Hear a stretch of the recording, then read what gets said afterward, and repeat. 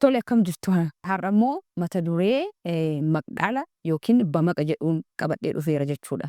Maqdhaala jechuun kan bakka maqaa bu'uudhaan tajaajila maqaan kennuu danda'u kan kennuun maqdhaala jennaa jechuudha.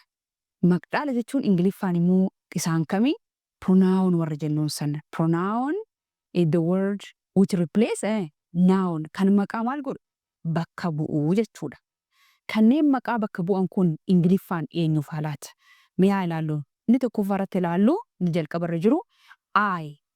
I jechuun anaa jechuudha. Ofii koo ana. For example, I like bread.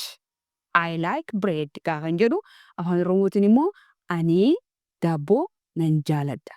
I like bread ta'a I. Kanaafuu I, you, ati, we, nuyi keessan jira jechuudhaan. We gaafa jettu nuyi. They gaafa jennu immoo ani keessan jiru isaan. Sadaffaadha jechuudha. Ramaddii sadaffaa third person plural kan jennuun they. Akkasumas immoo third person singular kan jennuun immoo yookaan ramaddii sadaffaa qeenxee warri jedhaman he, she, it. Kanaaf afaan Oromootiin immoo maal jedhamu? Isaa, ishee jedhamu jechuudha.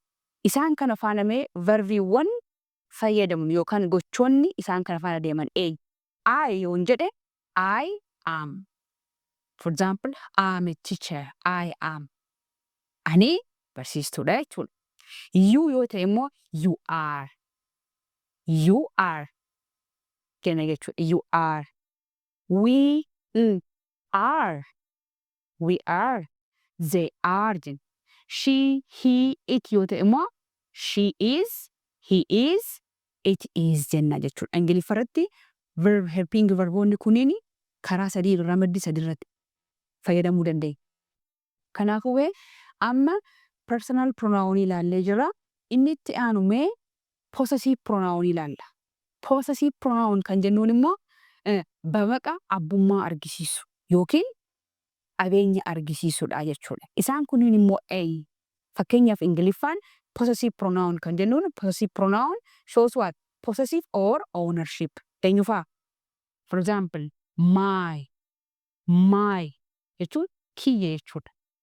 My book, this is my book. My book jechuun kitaaba koo. Mine maaliin bakka buute? Koo kan jedhuun bakka buute jechuudha. Your book, your kitaaba kee. Kan keeti kitaabni kun kan nama biraa miti. Kan eenyuti? Kan keeti jechuudha. It belongs to you. Kan keeti. His book. His book. Kitaaba isaa. Kan isaa jechuudha kitaabni kun. Kan nama biraa miti. Kitaaba isaa. Her book yoon jedhoo.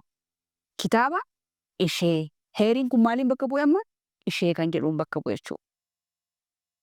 Fakkeenyaaf our book. Our ani keessa jira. Our kitaaba keenya. Kanaafuu keenyaan sun our kan jedhuun bakka bu'e jechuudha. Kanaafuu isaan ammas dubbadhe kun maal isaanii? Possessive pronoun yookiin bamaqa abbummaa yookaan qabeenya argisiisanidha jechuudha. Inni sadaffaan immoo Ingiliffaan reflexive pronoun kan jedhaman jiru.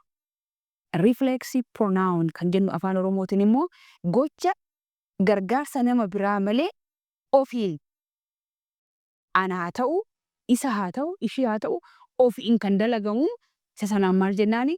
Reflexive pronoun jennaani jechuudha. Self kan jedhu qaba. Fakkeenyaaf myself. Myself gaafa jedhu ofii kiyya. For example, I cut my finger by myself. Eessa koo yookaan quba koo ofii koo of kute nama biraa miti kan na kute jechuudha. Myself. Afaan Oromootiin maal jennaree? Ofii koo. Ofuma koo. Ofii koo. Yourself. You yourself. Ofii keetii jechuudha. Ofii keetii. Himself gaafa jennu immoo ofii isaa. Saala dhiiraa bakka bu'a. Ofii isaa. Ourselves yoo jennu ofii keenyaa. Ofii keenyaa. Ofii isaanii gaafa jennu themselves. Themselves jechuun ofii isaanii jechuudha.